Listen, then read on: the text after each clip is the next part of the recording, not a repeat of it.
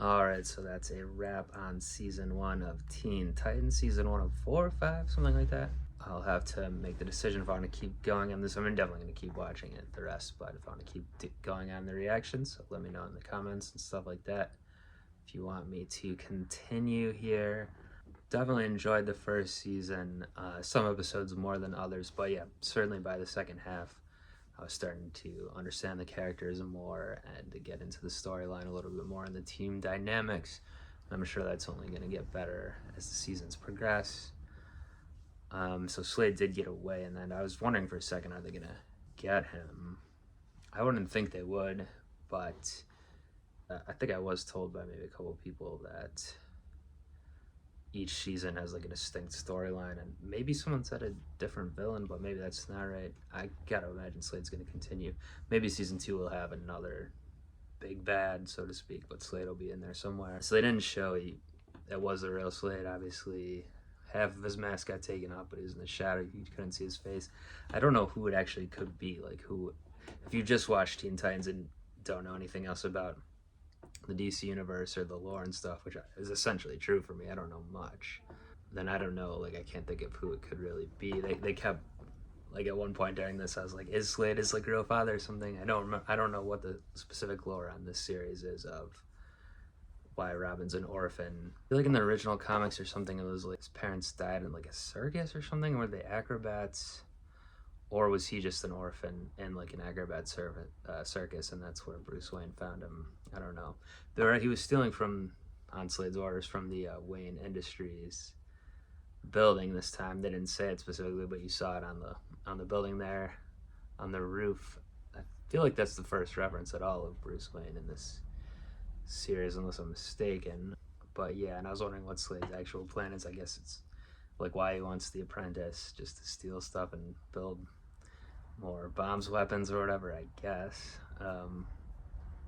But yeah, they're really hammering home a lot, especially this finale, how alike they are. And I guess they are in a way. Robin even admitted it toward the end. They have the same kind of determination, but Slade was pretty calm most of the time, but maybe that's just because he had the upper hand the whole time until the very end, because then he did start losing his cool a little bit there.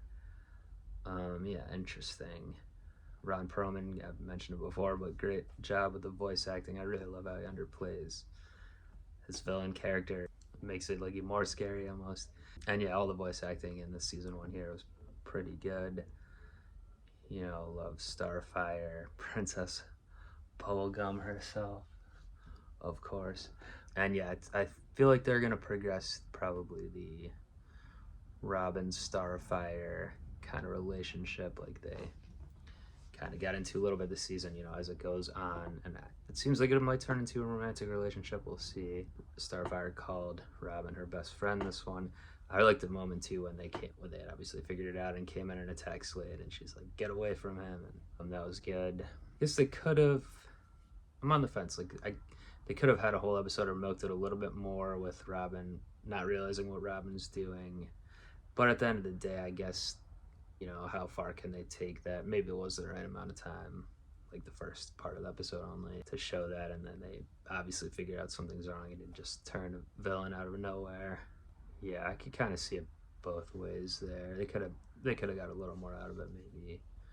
I guess I like the effect. It was interesting, like the effect of them being showing the nanobots in there. What the animation for what it looked like then, when they were being attacked by it. Maybe part of the other reason that Slade and Robin are similar is because of their stubbornness, tenacity with their plan or whatever. Because like I was saying, obviously they wouldn't do it and kill them, the characters of the show, the main characters. And, you know, it's ostensibly a kid show anyway, but like, I was thinking, and I think I mentioned it, yeah, like Slade, you gotta cut bait on this plan now. If you can get rid of them, maybe you should, including Robin, but he was too stubborn and wanted his way, his will done. Didn't happen that time. Yeah, another good, you know, I'm talking about the whole season a little bit. This is the last episode too. Mentioned the voice acting. The animation is pretty good in this. The animations has some pretty great moments in this season. Even the first part 1 of the episode, I liked I guess it ended up being a dream or nightmare Robin was having, but I liked the animation in the desert with him fighting Slade. Had some good stuff. I like it when they go into the shadows there. You know, that part was on the desert backdrop in the shadows, but it reminded me of like the neon backdrop in the other episode a few times ago, where they're fighting before the part where Slade saved them from falling off the roof. Like that background was cool and had the same kind of shadowy style though. You know, Beast Boy has some. Usually every episode he has one or two good kind of animal transitions that are cool animation wise. This one he had the gorilla like stuck in the sign and then turned it into a snake and got out of it. I like that one. The humor in the show so far is a little hit and miss for me. Like some of it is a little sophomoric, etc. You know, like I said, kid show. But there's some good stuff too. I like the humor that's more based on the character dynamics, which again I'm now picking up more on than just random kind of snot bubble jokes or whatever.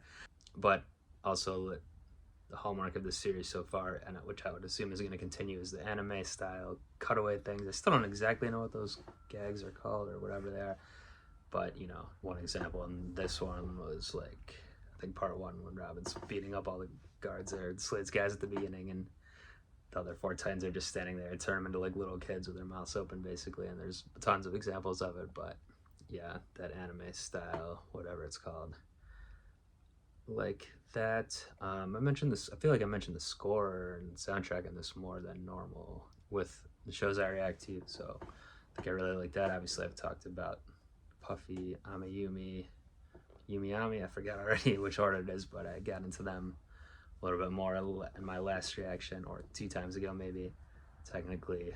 So there's some great songs, like I love the opening theme, but the score too, especially this time I liked it a lot. The opening again with that dream sequence, really like the score on that, and throughout the series I think I mentioned it several times so far. So yeah, a lot of good elements in the show. I figured, you know, it's highly rated, highly recommended, so I was pretty sure it was going to be good, and I think it's only going to get better, like I said. I would say so far, I don't know if they're going to tie ongoing storylines even more, if it's going to be about how it was in season 1, where every other kind of, maybe every 3rd episode or something is like a comedy, more comedy one, or you know, an episode that doesn't have to do with the main storyline, which some of those are still good for sure. I think going forward, if I keep reacting, maybe would like to see stuff I could dig into a little bit more on, like what's going to happen next and that sort of thing. Got a little bit of that, especially toward this episode, toward the end of the season, but maybe would like even more stuff to chew on in that regard. Think about what's going to happen with the overall plot. But yeah, that was Apprentice Part 2. That's Teen Titans Season 1, like I said. Please comment, let me know if I should keep going with Season 2 here on Drewz Viewz Car Tuesday. Either way, I'll be continuing with something for sure on Car Tuesday, so let me know. And yeah, if you again are a Ben 10 fan watching this, please feel free to join me on Patreon at Drewz Viewz for $2 a month. 2 episodes of Ben 10 Ultimate Alien a month, still going with that as well, so I'd love to see you over there too. But until next time, I'm gonna be up out of here. Peace. Another day.